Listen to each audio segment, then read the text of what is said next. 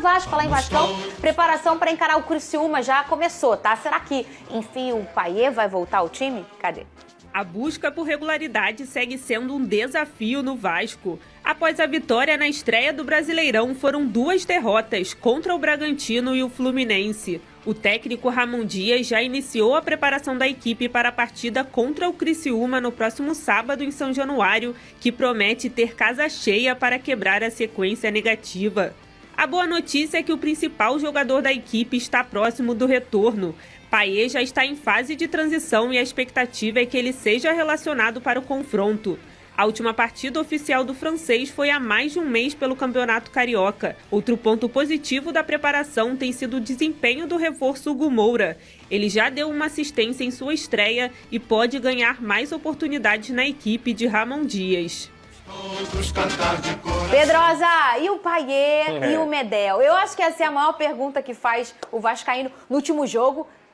Já entende a falta que faz o Medel, né? Ah, sem dúvida alguma. É um cara que é o capitão do time, mas que também tem uma questão da atenção. O Vasco peca muito nessa questão da atenção, na cobertura de perímetro do goleiro, na atenção nas bolas aéreas. E o Medel é um cara que não só tem atenção por si só, mas como capitão ele consegue também orientar a defesa. A gente lembra que ele está com uma situação delicada de família, a mãe dele está muito doente, ele estava no Chile pelo menos até ontem, mas a expectativa do Vasco é que ele volte nessa semana, ele tem treinado lá particularmente no Chile e que ele fique à disposição para a partida contra o Criciúma. A ideia do Vasco é essa, como titular, como capitão, para que ele jogue. Em relação ao Payet, eu sei que ele já está na transição, fazendo trabalhos com bola, e nessa semana, entre hoje e amanhã, haverão alguns testes para ver se ele realmente tem condições e não sente nenhuma dor. Se ele continuar sentindo dor, obviamente o Vasco vai preservar, mas se ele não sentir dor no joelho, ele vai para o jogo, mesmo que seja para ficar no banco de reservas, porque todos entendem que ele é o ponto fora da curva em relação à capacidade técnica. E a gente pode olhar esse ponto fora da curva no Campeonato Carioca, Vene Casagrande.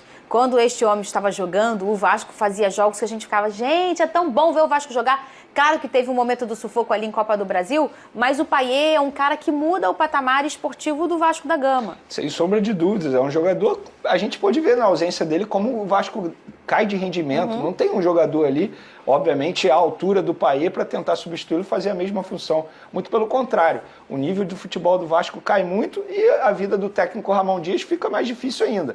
Mas a presença do Payet no banco de reservas, querendo ou não, já dá um pouco de medo no adversário, né? Porque a qualquer momento ele pode entrar e mudar o jogo. Estamos falando de um jogador que é super decisivo e vai decidir muito o jogo para o Vasco da Gama, como decidiu em 2023. Então é esperar para ver se o Payet de fato retorna aí. Quando ele retornar, com certeza a vida do Vasco ficará mais fácil. A gente estava relembrando aqui a última vez que o Criciúma encontrou o Vasco na Série A, porque teve esse jogo de 2022 na Série B, mas na Série A. E o Big Boys pesquisou que o último jogo foi em 2013. Eu tava lá. Não, foi o jogo fora. Foi fora de casa. O primeiro que você tava. Em São Januário. Em São Januário você tava. Sim. O segundo foi fora, Sim. que foi 3-2 pro Criciúma. O gol do Vasco foi marcado pelo Marlone e pelo André. Olha quanto tempo tem isso. André que tá no América hoje, né? E pelo Criciúma era o Wellington Paulista. Fez sempre os fazia gols gol do no Vasco. Criciúma. Sempre fazia gol no Vasco. Gente, o que, o Big Boys? O desse ano, pois é, mas eu não vou repetir isso não. O de ida foi em São Januário, eu lembro até hoje. O Vasco jogou com a terceira camisa, Juninho Pernambucano, Rafael Vaz. O Vasco venceu, eu levei até, foi a primeira vez que meu irmão, o João, foi a São Januário. Como vem o Vasco, porque o Vasco tem o placar igual, 2-1, 2-1, 2-1, veio até aqui desse jeito. Mas você falou ontem a dificuldade que o Vasco tem de converter oportunidade. É um Vasco com volume, às vezes até com domínio de jogo, mas que não consegue botar a bola no fundo da rede. Fernanda.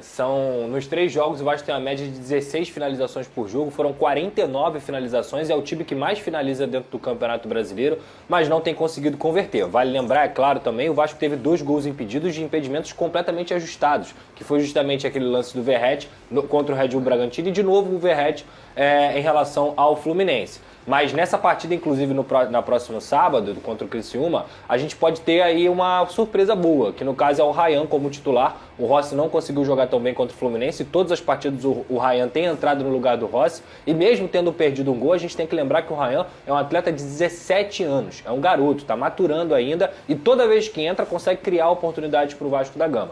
Então há sim a possibilidade desse cara começar como titular, e desejo toda a sorte, porque talento tem de sobra. E é justamente do pós-jogo que eu quero começar essa live.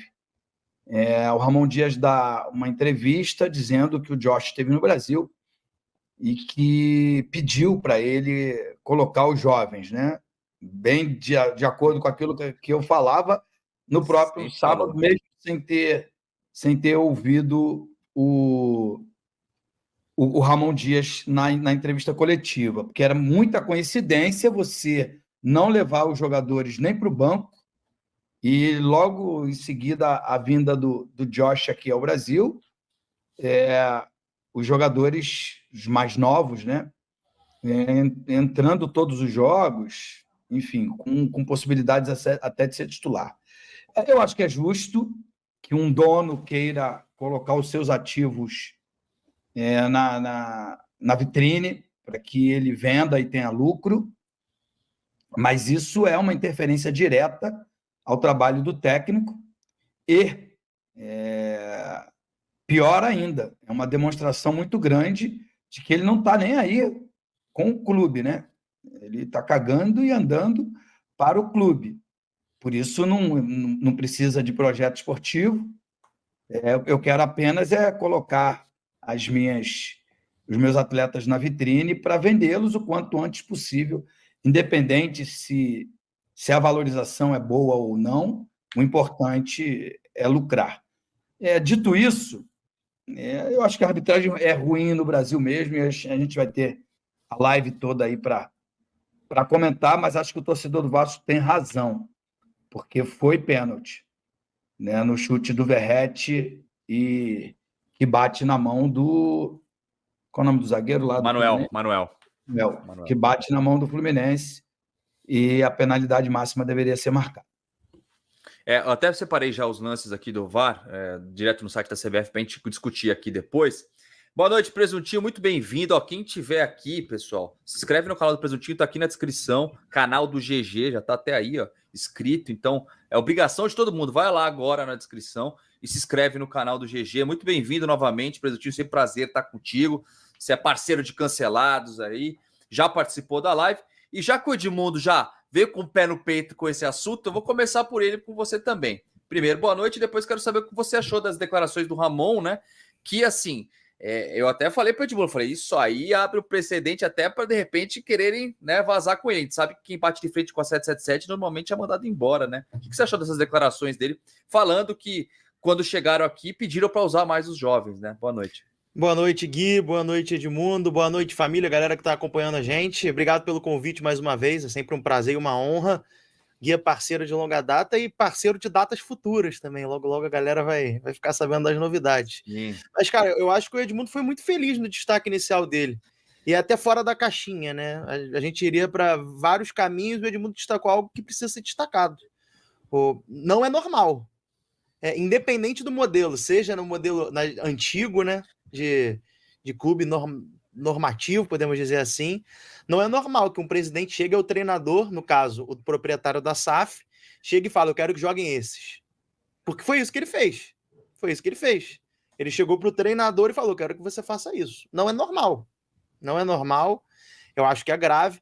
Não sei até que ponto possa haver alguma intervenção nesse sentido. Eu acho que não vai dar em nada. Talvez o que você falou seja verdade. O fato do Ramon ter tornado isso público possa não ser bem visto pelos caras. Mas a impressão que eu tenho é que eles estão tão nem aí pro Vasco que eles não vão nem se ligar na coletiva. Infelizmente, essa é a impressão que eu tenho. De verdade. E quando a gente pensa em SAF, o que é a SAF? São caras que querem fazer dinheiro com o clube de futebol. Olhando de maneira objetiva e fria, eles olham pro Vasco como um investimento. E ponto, só. Olham como um investimento. E aí pode ser aquele cara mais fanfarrão, tipo do Botafogo, o John Texton. É um fanfarrão, mas eu acho que ele gosta do Botafogo. Pode ser aquele cara que ligue menos, como parecem ser os profissionais da 777. Olha, Gui, se eles querem um investimento, olhando para o Vasco, eles enxergam um investimento, é óbvio que eles vão querer que os garotos da base joguem. Por quê? Garoto de base é ativo. Sai do futebol, vai para o mercado. Ativo é o quê? Aquilo que pode te render financeiramente no futuro. É um garoto que não te custou nada nesse momento e que você pode ver ele virar dinheiro. É isso. Então, se eles querem fazer dinheiro com o Vasco, usar os meninos da base é o melhor caminho. O Vasco, inclusive, pode vender muito melhor os seus meninos da base, é algo a ser, de fato, visado, mas não por fazer dinheiro só. É pensar no Vasco, em primeiro lugar. Até porque eu acho que uma coisa não tira a outra, né? Se o cara tá com time de futebol, para dar mais dinheiro ainda, tem que ter visibilidade jogando futebol.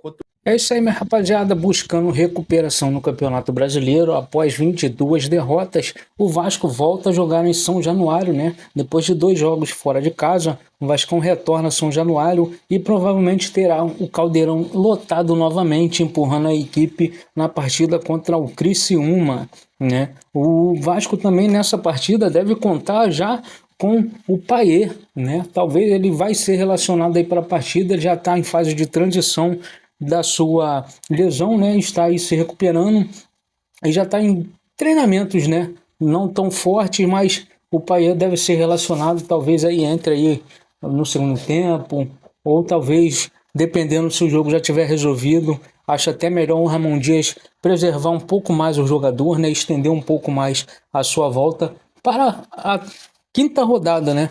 Essa agora será a 4ª rodada, né? Então que estenda aí o Payet para a 5ª rodada, que foi um pouco meio que a previsão, né? Entre 4ª e 5ª rodada o Payet estaria de volta.